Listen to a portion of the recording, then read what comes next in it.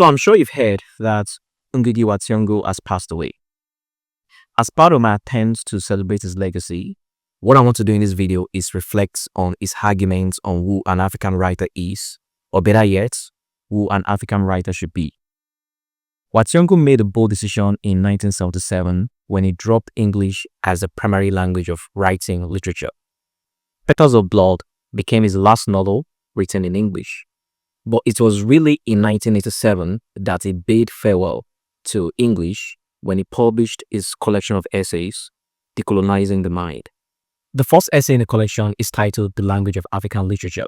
Here, he makes a philosophical argument that an African writer is one who should write in their mother tongue and not in a colonial language like English, French, or Portuguese. He flashes back to the Conference of African Writers of English Expression, which held in 1962 at Makerere University in Uganda. Like the title of the conference suggests, it was a gathering of African writers who wrote in English.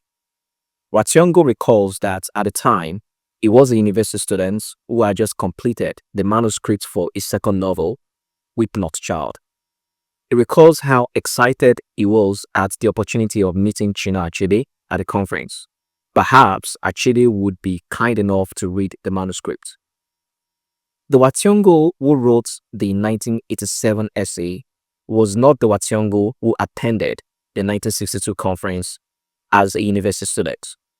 In 1962, he was an Anglophile like every other person that attended the conference. But by 1987, he had undergone a metamorphosis. He had now come to see the use of colonial languages as a great disservice to African writing. An African writer he had used isn't just one who writes about African people, African history, or African culture. An African writer is one who expresses themselves in the mother tongue. He laments the fact that writers like D.O. Fagunwa, who had written in their mother tongue, were not invited to the conference because, of course, they were not part of the ilk of African writers who expressed themselves in English. So here's an excerpt from the first essay in the collection.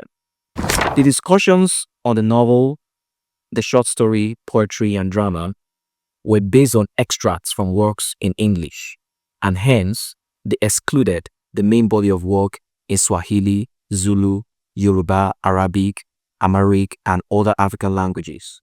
Yet, despite this exclusion of writers and literature in African languages, no sooner were the introductory preliminaries over than this conference of quote-unquote African writers of English expression sat down to the first item on the agenda.